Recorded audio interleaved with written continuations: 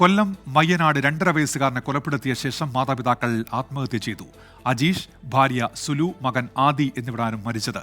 മകനെ കഴുത്തറുത്ത് കൊലപ്പെടുത്തിയ ശേഷം ഇരുവരും തൂങ്ങി മരിക്കുകയായിരുന്നുവെന്ന് പോലീസ്. എല്ലാവരും ഒരുപോലെ ദുഃഖാർത്തരാണ്. പിന്നെ രാവിലെയാണ് ഇത്തരത്തിലൊരു വലിയ ദുരന്തം നമ്മൾ കാണുന്നത്. 3 പേരാണ് മരണപ്പെട്ടത്. അപ്പോഴത്തന്നെ പോലീസിനെ അറിയിച്ചു. അവര് ഇൻക്വസ്റ്റ് നടപടികളുമായിട്ട് മുമ്പോട്ട് പോവുകയാണ്. പോസ്റ്റ്മോർട്ടം കഴിഞ്ഞാൽ മാത്രമേ കൂടുതൽ കാരണങ്ങൾ വ്യക്തമാവുള്ളൂ. എങ്കിലും ഇവിടെ നാട്ടിലെല്ലാം അറിയപ്പെടുന്ന മറ്റ് പ്രയാസങ്ങളൊന്നും ഇല്ലാത്ത ഒരു കുടുംബം. കടബാധ്യതകളും അസുഖങ്ങളുടെയും കാര്യങ്ങൾ പറയുന്നുണ്ട്. അപ്പൊ നമുക്ക് പൂർണ്ണമായും വ്യക്തമല്ലാത്തത് കൊണ്ട് അത് പറയാൻ പ്രയാസമുണ്ട്. സുജിത് സുരേന്ദ്രൻ വിശദാംശങ്ങളുമായി ഇപ്പോൾ ചേരുന്നുണ്ട് കൊല്ലത്തുനിന്ന്. സുജിത്ത്, ഇത് എന്താണ് നാട്ടുകാർ ഉൾപ്പെടെ നൽകുന്ന വിവരം ഈ സംഭവവുമായി ബന്ധപ്പെട്ട്? ഉമേഷ്, 1 വർഷം മുമ്പാണ് അജീഷ് വിദേശത്ത് നിന്നും മടങ്ങിയെത്തിയത്. വിവിധ രോഗബാധിതനായാണ് ഇദ്ദേഹം നാട്ടിലേക്ക് തിരിച്ചെത്തിയത്. അതിനുശേഷം ഒരു അഭിഭാഷകന്റെ ഗുമസ്തനായി ജോലി ചെയ്തു വരികയായിരുന്നു.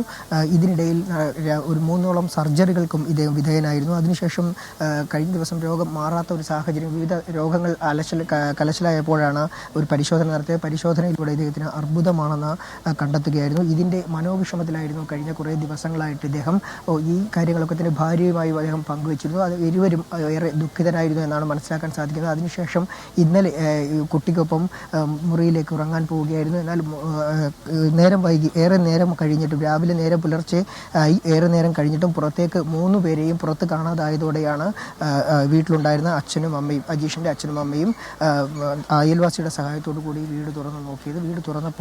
മുറി തുറന്നപ്പോഴാണ് അതിനുള്ളിൽ 3 പേരെയും മരിച്ച നിലയിൽ കാണപ്പെട്ടത്. ഇവർ അജീഷും ഭാര്യ സുലുവും ആത്മഹത്യ ചെയ്ത നിലയും കുഞ്ഞിനെ കട്ടിലും കണ്ടെത്തുകയായിരുന്നു. ഇതിനുശേഷം തുടർന്ന് വരുന്ന പരിശോധനയിലാണ് കുട്ടിയുടെ കഴുത്ത് ഞെരിച്ച് കൊലപ്പെടുത്തിയ ശേഷമാണ് ഇരുവരും ആത്മഹത്യ ചെയ്തത് എന്ന് മനസ്സിലാകുന്നത്. ഇപ്പോൾ കുട്ടിയെ ശ്വാസം മുട്ടിച്ച് കൊലപ്പെടുത്തിയ ശേഷമാണ് ഇരുവരും ആത്മഹത്യ ചെയ്തതെന്നാണ് മനസ്സിലാക്കുന്നത്. എന്തായാലും ഇരവിപുരം പോലീസ് സ്ഥലത്തെത്തിയിട്ടുണ്ട്. കൂടുതൽ നടപടികൾ പുരോഗമിക്കുകയാണ്. അല്പസമയത്തിനകം തന്നെ മൃതദേഹങ്ങൾ പരപ്പള്ളി മെഡിക്കൽ കോളേജ് ആശുപത്രിയിലേക്ക് കൊണ്ടുപോകുമെന്നാണ് നമുക്ക് മനസ്സിലാക്കാൻ സാധിക്കുന്നത്.